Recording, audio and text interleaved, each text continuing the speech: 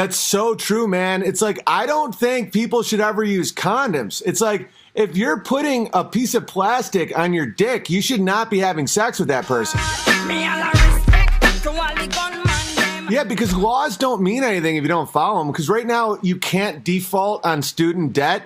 This is unjust. And it also doesn't mean anything. If Donald Trump can default 3 times, why can't some poor schmuck who has a student loan, why can't he default? Well, because the law pushes these people around. Well, I mean, the colleges, I mean, I used to be so proud that my father was a professor. I was like, that means he's smart. Now I see it as this. It's almost like to create it's to create indentured servitude while simultaneously extending, adolescence right through some of your most fruitful, where you should be having children, where you should be working. Right. You should be forming families at this point. The biggest challenge of anyone in his 20s is to get together and form a family, because that will create you as a person. Exactly. This will create you. You're nobody till somebody loves you.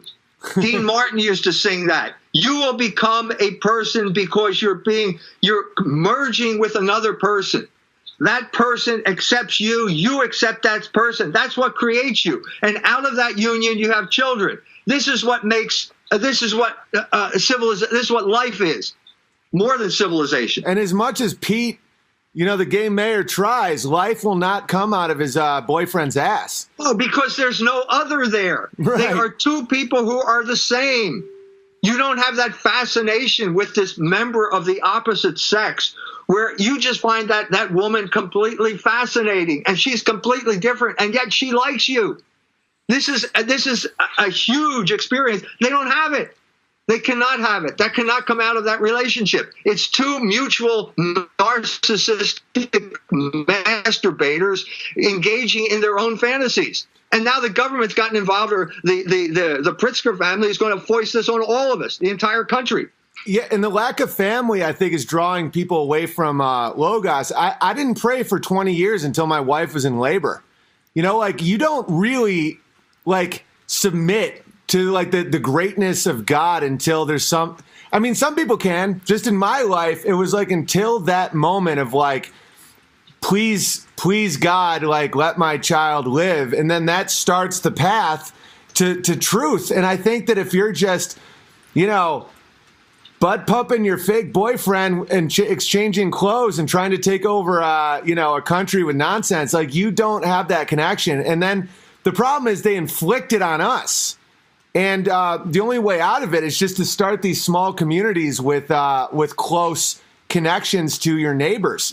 So many people don't even know their neighbors' names. That's one thing that I'm doing actively to try and get out of this hell that these people are creating for us is make your own community, because families and communities are so less likely to fall for this nonsense. The way out is unprotected intercourse. Yes. In every sense of the term. Okay, what we're engaging right now is unprotected intercourse. Unprotected intercourse in marriage leads to children. It leads to the bonding of man and wife. It leads to the creation of the family. And the family is what makes you strong.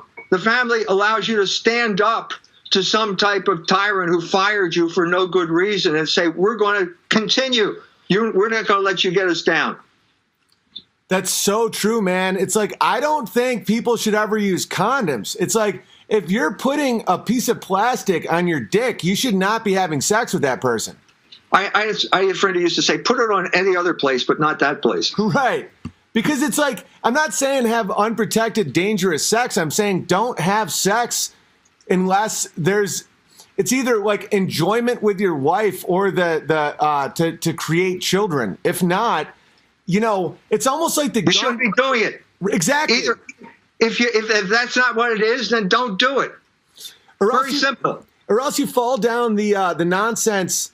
You can't argue the point. It's very similar to abortion. When people say, well, 8 weeks is okay. Well, what about 20 weeks? What about 2 weeks? What about 40 weeks? It's it's either all or nothing. If you sterilize sex with a condom or with a pill, you don't have a leg to stand on with sodomites. And then once you justify that, then you have transgenders. Then you have the amount. I don't think people are taking responsibility when they say, oh, there's 1,000 genders now. Can I just be a unicorn? It's like, well, you sterilized your dick and had sex with people you didn't love or want children with. So why the hell can't that person be a unicorn sodomite and now control your government? Like, it starts with everybody's decisions. That's right. That's exactly right. And it didn't happen overnight. It began in the 60s with the legitimatization of contraception. That was the big battle in the 60s. You know, and everybody thought, oh, it's not going to affect anything. You know, well, it affected everything, because once you separated procreation from sex, you opened the door to Pete Buttigieg, and who's going to rule you with an iron rod. He's going to be your tyrant. Exactly, and you deserve it. That's it. That's why I'll say this stuff, and people are like, "Man, you've gotten really like, you've gone like really puritanical." And I'm like, it's not even puritanical. The Puritans were actually more self-justifying. It's like, from a rhetorical point of view, from a dialectic point of view, you can't justify sterilized sex and not allow sodomy. And then, once that happens, it's logical. That is completely logical. That is what led the logos of sex. Either you accept the logos of sex, or you accept some homosexual tyrant who's going to rule you from Washington and Hollywood. It's that simple. It's the same with abortion. It's like, some people are like, well, at 8 weeks, it's like, what's the difference between 8 weeks and 20 weeks and 40 weeks and 1 week? It's all a conceived life. You don't have an ability of arguing that, because now all these people that see the 40-week, third trimester abortion, which is obviously murder, all of it's murder, but like, when they see that, they're like, how did this happen? It's like, because you were killing 8-week-olds. And it's like, it's the same with sterilized sex.